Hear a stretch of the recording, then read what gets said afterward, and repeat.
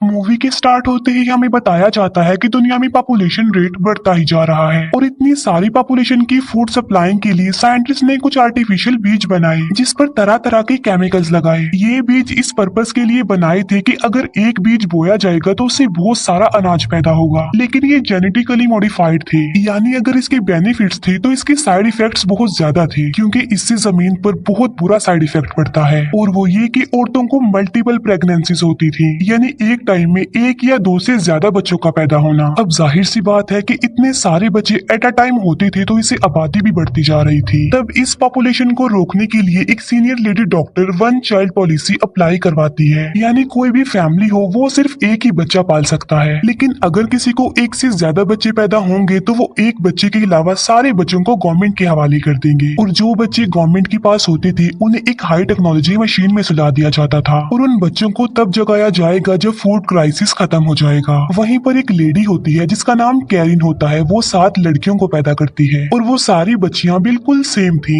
यानी शक्ल सूरत में वो बिल्कुल एक जैसे ही लगती थी कि उन्हें पहचानना काफी मुश्किल था। लेकिन उन बच्चों को पैदा करने के बाद कैरिन खुद मर जाती है, लेकिन उन बच्चियों के ग्रैंडफादर उन सारी बच्चियों को गवर्नमेंट के हवाले नहीं करना चाहते थे, इसीलिए उन बच्चियों के ग्रैंडफादर एक डॉक्टर की मदद से उन्हें अपने पास ही रख लेते हैं और उन्होंने अपनी ग्रैंड डॉटर्स के नाम डेज ऑफ वीक रखे, यानी किसी का नाम संडे रखा तो किसी का नाम मंडे रखा और इसी तरह बाकी डेज के नाम। उन सारी लड़कियों को सिर्फ एक एक दिन ही बाहर जाने की परमिशन थी, यानी जो बच्ची संडे है वो संडे के दिन ही बाहर जाएगी, जो मंडे है वो सिर्फ मंडे के दिन ही बाहर जाएगी और किसी दिन नहीं। वो ऐसा इसलिए करना चाहते थे ताकि गवर्नमेंट उन्हें ना पकड़ ले और सारी बच्चियां अपनी मदर का नेम यानी कैरिन रख के ही बाहर जाती थी ताकि वो अपनी लाइफ को अच्छे से स्पेंड कर सके और दुनिया में होने वाली नई नई एक्टिविटीज को भी सीखा जा सके। उन सभी बच्चियों के हाथों में इलेक्ट्रॉनिक डिवाइस लगाई गई थी ताकि एक बच्ची अपनी इंफॉर्मेशन अपनी बाकी सिस्टर्स के साथ भी शेयर कर सके। फिर एक दिन थर्सडे बाहर चुपके से स्केटिंग करने के लिए चली जाती है जिससे उसकी एक फिंगर थोड़ी सी कट जाती है। ये देखकर उन बच्चियों के ग्रैंडफादर उन बाकी बच्चियों की भी थोड़ी थोड़ी फिंगर्स काट देते हैं ताकि उनके हाथ में सेम चोट हो और कोई भी उन्हें पहचान ना सके। वो इस बात का फायदा उठा रहे थे क्योंकि उनके फेस बहुत ज्यादा मैच होते थे। इसके बाद हमें 30 साल बाद का सीन दिखाया जाता है जहाँ पर उन लड़कियों के ग्रैंडफादर की डेथ हो गई थी, लेकिन वो सातों सिस्टर्स अपने ग्रैंडफादर के रूल्स के मुताबिक ही अपनी लाइफ स्पेंड कर रही थी। लेकिन वो सारी लड़कियां अपनी डेली लाइफ से काफी बोर हो चुकी थी। इसके बाद हम देखते हैं कि मंडे ऑफिस जा रही है। हम देखते हैं कि मंडे जहाँ पर काम करती थी वहाँ पर एक लड़का भी था जिसका नाम एड्रियन था। मंडे और एड्रियन एक दूसरे को लाइक करते थे और वो सिर्फ मंडे के दिन ही मिला करते थे क्योंकि बाकी डेज में तो मंडे की सिस्टर्स आती थी। इसके बाद मंडे अपने एक कोलीग से मिलती है, लेकिन सब उन सिस्टर्स को कैरिन के नाम से ही जानते थे क्योंकि वो अपनी मदर का नेम यूज करके अपने अपने दिन काम पर जाया करती थी। लेकिन मंडे और उसके कोलीग की बिल्कुल भी नहीं बनती थी क्योंकि आज मंडे की प्रमोशन होने वाली थी जिससे मंडे का कोलीग जेलस होने लगता है। अब क्योंकि अगर मंडे की प्रमोशन होगी तो उसकी बाकी सिस्टर्स की भी प्रमोशन हो जाएगी, इसीलिए मंडे की सारी सिस्टर्स काफी एक्साइटेड थी और उसके आने का बेसब्री से इंतजार भी कर रही थी क्योंकि वो सारी की सारी अपने अपने दिन अपनी अपनी आइडेंटिटी लेकर काम पर जाया करती थी। लेकिन काफी रात गुजर जाती है और मंडे अभी तक घर नहीं आई थी। इसी वजह से मंडे की सारी सिस्टर्स को उसकी फिक्र होने लगती है। अब क्योंकि उन सब में से इंटेलिजेंट फ्राइडे होती है इसीलिए वो मंडे की डिवाइस की लोकेशन को ट्रेस करती है, लेकिन वहाँ पर नो सिग्नल आता है। फिर ट्यूसडे वाले दिन ट्यूसडे सेम मंडे की तरह मेकअप करके ऑफिस जाती है जहाँ पर उसे पता चलता है कि कैरिन यानी मंडे का प्रमोशन हो गया है और ट्यूसडे को मंडे के गायब होने का शक उसके कोलीग पर था क्योंकि उनके बीच ज्यादा बनती नहीं थी।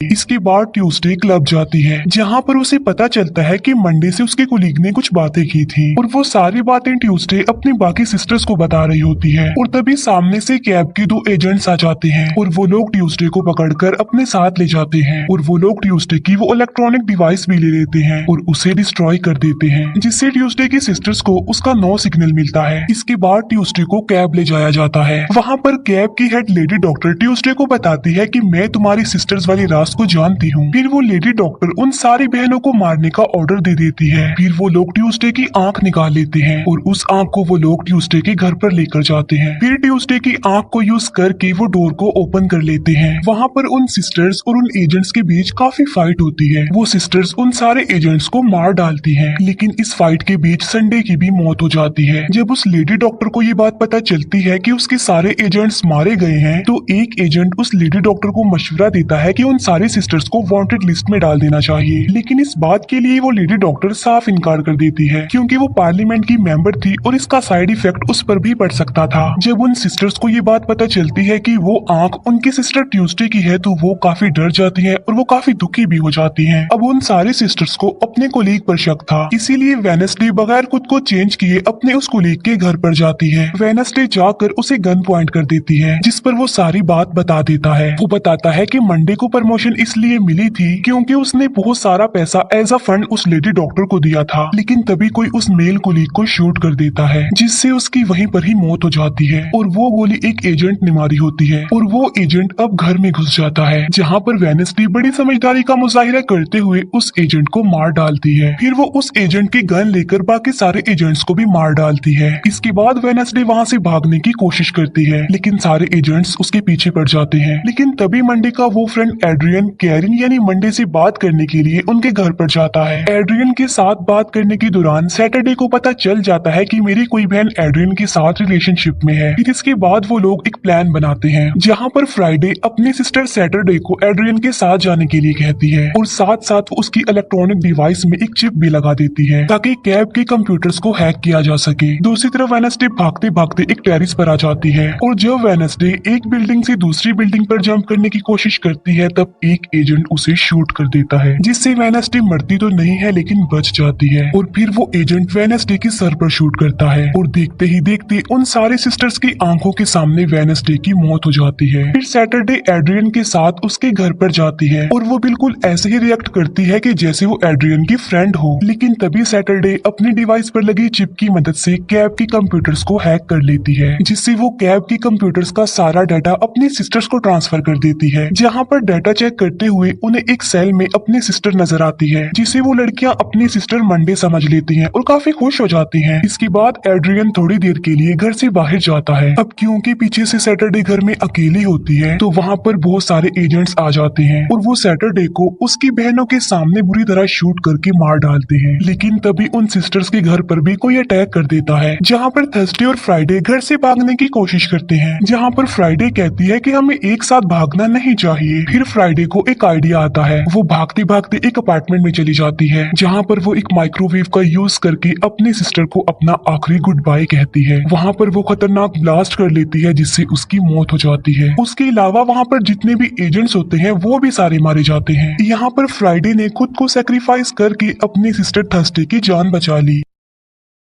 ये न्यूज जब एड्रियन को पता चलती है, तो वो कैरिन को चेक करने के लिए उसके घर पर जाता है और उसकी मौत एड्रियन से बिल्कुल भी बर्दाश्त नहीं हो रही थी। लेकिन जैसे एड्रियन वहां से जाने के लिए अपनी गाड़ी में बैठता है, जहां पर थर्सडे भी गाड़ी में आ जाती है और वो एड्रियन को उसकी बहनों की मौत का रिस्पॉन्सिबल कहती है। और यहाँ पर एड्रियन को सारी बात समझ आ जाती है कि ये सारी बहनें एक ही नाम यानी कैरिन यूज करके अपनी जिंदगी गुजार रही थी। तभी एड्रियन थर्सडे को बताता है कि मैं तुम्हारी सिस्टर मंडे से बहुत प्यार करता था और कहता है कि इसी वजह से मैं तुम्हारी हेल्प भी कर दूंगा। इसीलिए वो लोग एक प्लान बनाते हैं। एड्रियन थर्सडे को एक डेड बॉडी बैग में डालकर उसे कैब की मेन ऑफिस में लेकर जाता है, जहाँ पर थर्सडे अपने डिवाइस का यूज करके उनके सारे सीक्रेट मिशन को हैक कर लेती है। और यहाँ पर उन लोगों को कैब की रियलिटी पता चल जाती है कि जो बच्चे भी गवर्नमेंट के पास होते थे, वो उन बच्चों को उस हाई टेक्नोलॉजी मशीन में डालकर मार देते थे। फिर वो दोनों मिलकर वहाँ पर सब लोगों को मारने लगते हैं। वो लोग एक सेल में जाते हैं, जहाँ पर उन्हें ट्यूसडे मिल जाती है और ट्यूसडे की तो एक आंख पहले ही इन लोगों ने निकाली हुई थी। और यहाँ पर कहानी का सारा राज रिवील हो जाता है, और वो ये कि उन सिस्टर्स में मंडे थी जिसने अपनी बहनों को धोखा दिया, क्योंकि वो उस लेडी डॉक्टर के साथ मिली हुई थी और उसने उस लेडी डॉक्टर को अपनी बहनों वाला राज भी बता दिया था, क्योंकि वो अकेले ही सोशल लाइफ जीना चाहती थी और बिल्कुल आजादी के साथ वो अपनी लाइफ को स्पेंड करना चाहती थी। फिर इसके बाद ट्यूसडे सेम मंडे जैसा लुक लेकर उस लेडी डॉक्टर की प्रेजेंटेशन में जाती है, जहाँ पर ट्यूसडे मंडे से भी मिलती है और वो मंडे पर बहुत ज्यादा गुस्सा भी करती है, क्योंकि मंडे बहुत ज्यादा सेल्फिश थी और उसने अपने सारे बहनों को धोखा दिया था और इसी वजह से वो एक एक करके मारी जा रही थी। वहीं पर मंडे और ट्यूसडे के बीच काफी फाइट होती है और इसी दौरान एक गोली आकर मंडे को लग जाती है। दूसरी तरफ थर्सडे और एड्रियन मिलकर कैब की रिकॉर्डेड वीडियो को प्रेजेंटेशन स्क्रीन पर प्ले कर देते हैं, जिससे सब लोगों को कैब और लेडी डॉक्टर की रियलिटी पता चल जाती है। तभी गुस्से में आकर वो लेडी डॉक्टर थर्सडे का गला दबाने लगती है, लेकिन तभी वहाँ पर मंडे आ जाती है, जो गोली लगने की वजह से इंजर्ड थी, मरी नहीं थी। मंडे के हाथ में एक गन थी। तभी एक एजेंट समझता है कि मंडे लेडी डॉक्टर को मारने वाली है, इसीलिए वो एजेंट मंडे को शूट कर देता है। अपने फ्रेंड को मरता हुआ देखकर एड्रियन भी उस एजेंट पर शूट करके उसे मार डालता है। गोलियां चलने की वजह से वहाँ पर लोगों की हलचल मच जाती है। यहाँ पर हमें पता चलता है कि एड्रियन और मंडे ने असल में शादी कर ली थी। मरते मरते मंडे बताती है कि मैं प्रेग्नेंट हूँ, मैं अपने बच्चे को बचाना चाहती थी और उसे दुनिया में लाना चाहती थी, इसीलिए तो मुझे उस लेडी डॉक्टर के साथ ये डील करनी पड़ी। इसके बाद न्यूज पर बताया जाता है कि वन चाइल्ड पॉलिसी हटा दी गई है और कोर्ट ने उस लेडी डॉक्टर को मौत की सजा सुना दी है, क्योंकि उसने इतने सारे बच्चों को मार डाला था। इसके बाद हमें एक आर्टिफिशियल ट्यूब में 2 ट्विंस बच्चे दिखाए जाते हैं और ये बच्चे मंडे के थे, जिन्हें उनके फादर एड्रियन ने और ट्यूसडे और थर्सडे ने बचा लिया था। और ट्यूसडे ने अपनी एक आर्टिफिशियल आंख भी लगवा ली थी। और यहीं पर ये मूवी एंड हो जाती है। Thank you.